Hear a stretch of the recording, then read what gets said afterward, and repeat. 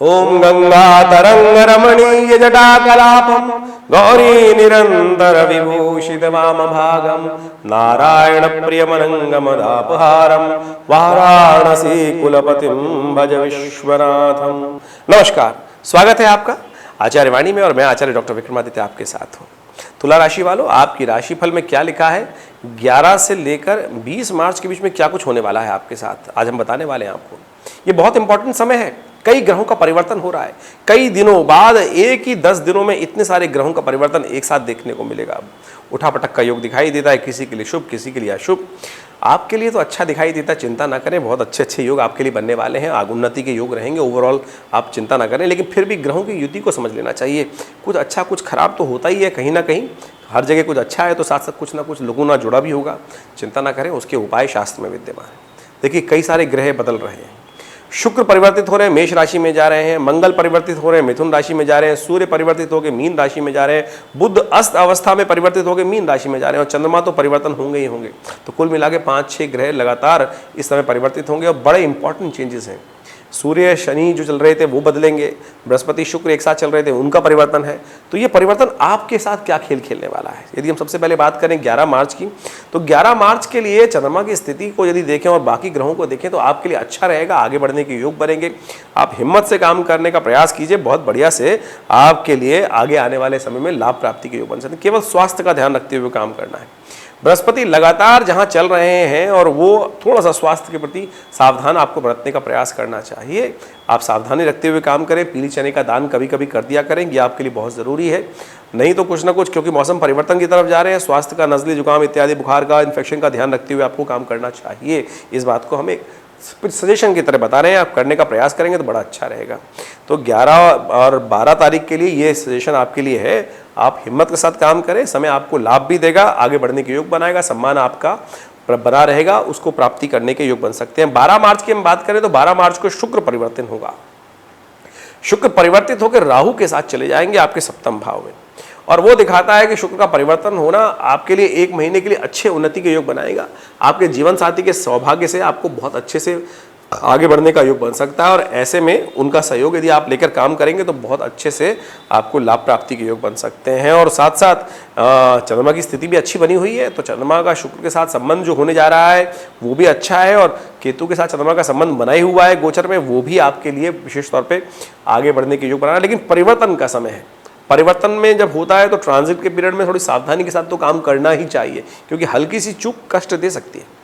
उसके बाद यदि अगले दिन की बात करें तो जो 13 तारीख को सुबह सुबह वृश्चिक में चले जाएंगे चंद्रमा। वृश्चिक में चंद्रमा थोड़े क्षीण हो जाते हैं, थोड़े कमजोर हो जाते हैं। तो आपके लिए जिस प्रकार का योग बन रहा है, यदि आप अपनी माताजी का सेवा करें, माताजी से या चावल का दान कर दें, या खासतौर पर भगवान शिव का दूध से अभिषेक कर दें, तो चंद्रमा को आप प्रशस्त कर सकते हैं, धन लाभ के योग बना सकते हैं। छोटा सा उपाय हमने आपके समक्ष रखा है। और वही मंगल का भी परिवर्तन हो रहा है। मंगल का परिवर्तन मिथुन राशि में होगा करीब करीब 5:20 पर। 4:15 पर चंद्रमा बदलेंगे और 5:20 पर मंगल भी बदल जाएंगे। तो मंगल का परिवर्तन यदि हम बात करें तो विशेष तौर पर आपके लिए भाग्योदय कारक रहेगा। आपके राजनीतिक क्षेत्र में नए संबंध बन सकते हैं, प्रयास करिए। देखिए, हमने डायरेक्शन दी, ये नहीं कि आप घर बैठे रहे और राजा जी आपके पास, नेताजी आपके पास आके मिलके गले लगा लेंगे। प्रयास तो करना होगा भाई, ये तो योग है। योग का मतलब समझे कि योग बन के आ रहे हैं ग्रह योग। यदि आप इसमें दिशा में चलने का प्रयास करेंगे तो बहुत अच्छे से उन्नति के योग बन सकते हैं, आपके लिए लाभ की स्थिति बन सकती है। तो इस बात को समझते हुए आपको काम करने का प्रयास करना चाहिए। यदि हम 14 तारीख की बात करें तो 14 तारीख के लिए भी ग्रह इसी प्रकार से हैं, आपको आगे बढ़ने के योग बना सकते हैं। लेकिन उस दिन बसौड़ा भी है, बहुत सुंदर बात है। माँ शीतला का पूजन करने का दिन है। माँ शीतला का पूजन शास्त्र के अनुसार से करने से कहा जाता है समस्त प्रकार के कष्ट रोगों से रक्षा प्राप्ति के योग बन जाते हैं। हमारे ऋषि मुनि ने समस्त उत्तर भारत में इस परंपरा को बनाया, क्योंकि ऋतु परिवर्तित हो रही है और ऐसे में स्वास्थ्य का विशेष तौर पर ध्यान रखना चाहिए। नज़ला, जुकाम, बुखार, स्किन डिसीज, विशेष तौर पर चिकन पॉक्स इत्यादि ये सब फैल जाते थे पुराने जमाने में। कहा जाता था इसको ठीक करने के लिए शीतला माता का पूजन किया जाता था, और घर को स्वच्छ करने के लिए, कीटाणु रहित करने के लिए अभिमंत्रित जल का छिड़काव किया जाता था। माँ शीतला का पूजन करने के उपरांत उस दूध युक्त शीतल जल को लेकर नीम की पत्तियों के द्वारा पूरे घर में उसको छिड़क दिया जाता था। कहा जाता था इससे समस्त प्रकार के रोग दोष इत्यादि जो है दूर हो जाते हैं। तो उस परंपरा का निर्वाह अवश्य करना चाहिए। साथ साथ एक और परंपरा थी कि बासा भोजन, पसौड़े के दिन कहा जाता है कि घर में चूल्हा नहीं जलता था पुराने जमाने में। क्या होता था, फर्मेंटेटेड, रात का बचा हुआ खाना जो है वो सुबह खाने की परंपरा होती थी, रात को बना के रख लिया जाता था और सुबह फिर उसका भक्षण करते थे, उसको पहले मां को भोग लगाने के बाद। ये फर्मेंटेटेड प्रोसेस है। वैसे तो शास्त्र में निषेध है कि रात का बचा हुआ खाना नहीं खाना, वायु कारक हो जाता है, लेकिन इस मौसम में यदि इसका उपयोग किया जाए तो ये बहुत सारी स्किन डिसीज, बहुत सारी बॉडी की बीमारियों को दूर करने के लिए बड़े सहयोगी रहता है। तो इसलिए इस परंपरा का निर्वाह भारतीय संस्कृति में आरंभ किया गया। कभी समय मिलेगा तो इस पर अलग से एक वीडियो बनाएंगे। और ग्रहों की गणना दिखाती है कि इस प्रकार से 14 तारीख के बाद 15 तारीख की यदि हम बात करें तो धनु में चले जाएंगे चंद्रमा सुबह 7:33 पर। वो आपके लिए कई प्रकार के लाभ देने के योग बनाने वाले हैं और आपके लिए आगे बढ़ने के योग बनाने वाले हैं और बहुत लाभ देने के योग बनाने वाले हैं। 15 मार्च को ही सुबह 6:30 बजे सूर्य का परिवर्तन भी हो रहा है, वो खरमास आरंभ हो जाएगा।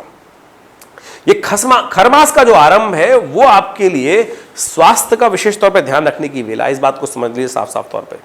सूर्य 6ठे भाव में जाएंगे, बृहस्पति को वहां जाके कुछ दिन में अस्त कर देंगे और ये बृहस्पति को अस्त करना, सूर्य का 6ठे भाव में जाना, स्वास्थ्य के दृष्टिकोण से थोड़ा ध्यान रखने की जरूरत दिखाई देती है।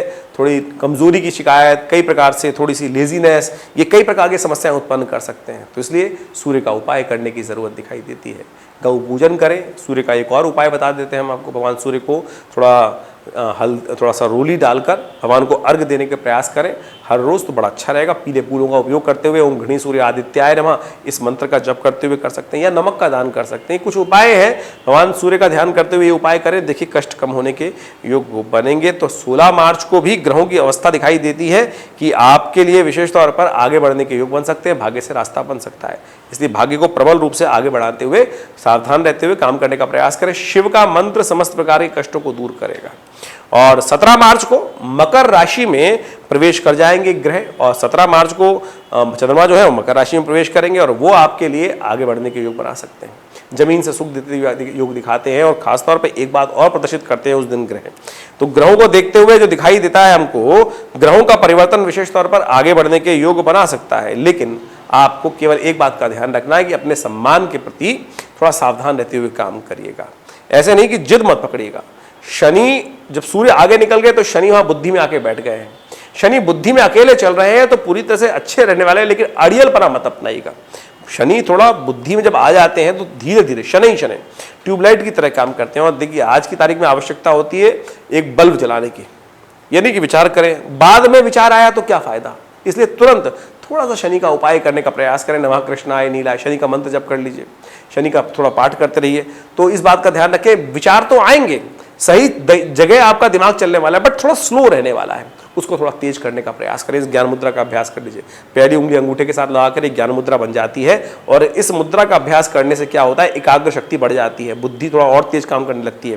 काम कर रही है, सही डायरेक्शन में काम कर रही है, लेकिन थोड़ी स्लो है, तो उसको बढ़ाने का प्रयास करना चाहिए। इसलिए हमने आपको ज्ञान मुद्रा बताई, ये करने का प्रयास कीजिए, आपको लाभ प्राप्त होगा।